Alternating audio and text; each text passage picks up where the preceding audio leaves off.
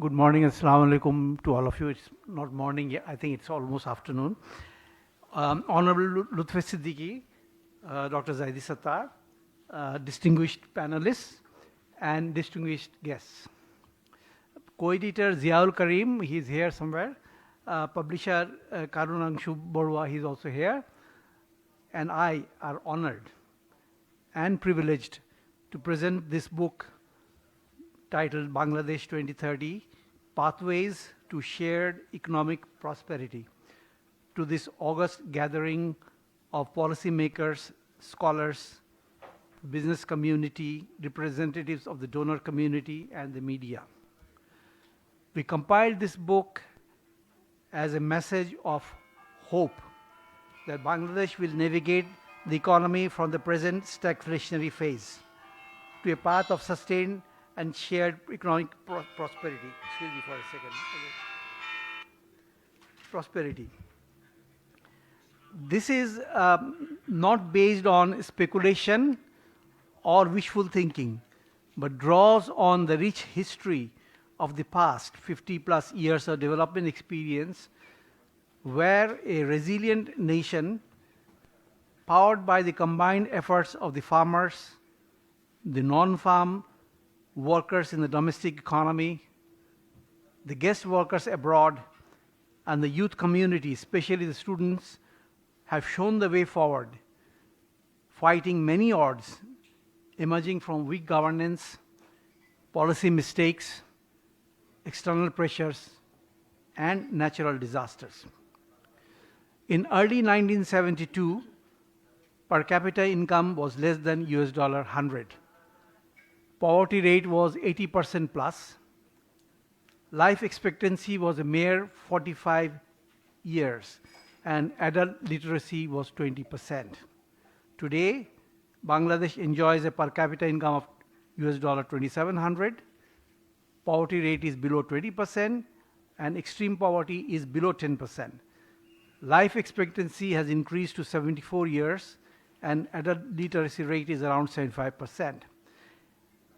As against this positive historical narrative, the national development journey has been rocked by the emergence of several what we call deep fault lines that threaten the stability and sustainability of the development process, and they must be addressed with due rigor and urgency. First is the absence of a pluralistic democratic political governance that has bred and sustained unabated corruption in banking, taxation, energy, and public spending. We are all aware of it. A big picture challenge is job creation. Despite decades of rapid growth, creation of good paying jobs has been insufficient to accommodate an expanding working age population. A third major fault line has been rising income inequality. This is partly due to the interface of income distribution with corruption and rent-seeking behavior, facilitated by poor governance. But it is also due to the absence of a conscious effort in the development strategy to improve the income distribution.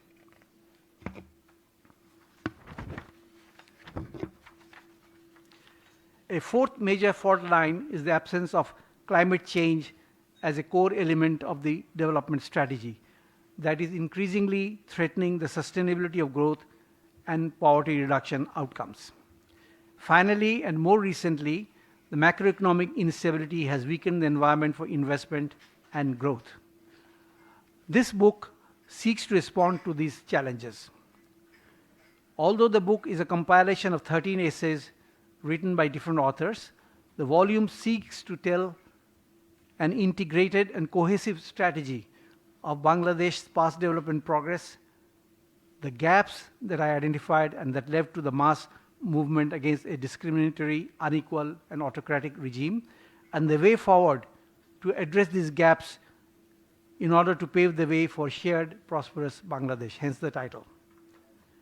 The essays, 13 in number, organized as chapters, address issues and challenges in macroeconomic management, the recovery of the growth momentum, export diversification, job creation, skills formation, energy and infrastructure, urbanization, poverty reduction, income inequality, women's empowerment, environmental degradation and climate change, developing institutions and ensuring good governance, and banking sector governance.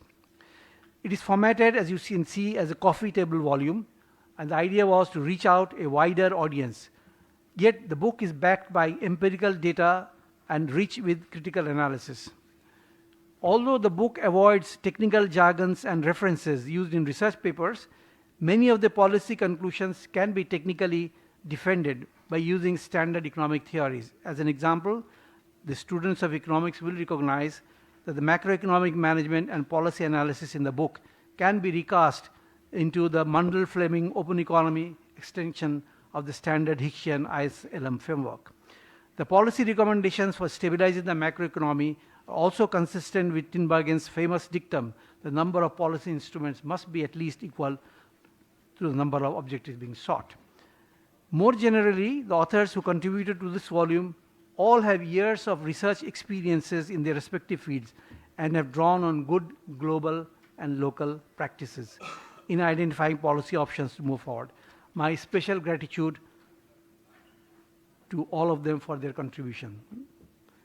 In addition to presenting this volume in a way that facilitates a wider audience outreach, a major strength of the book is the focus on reform options.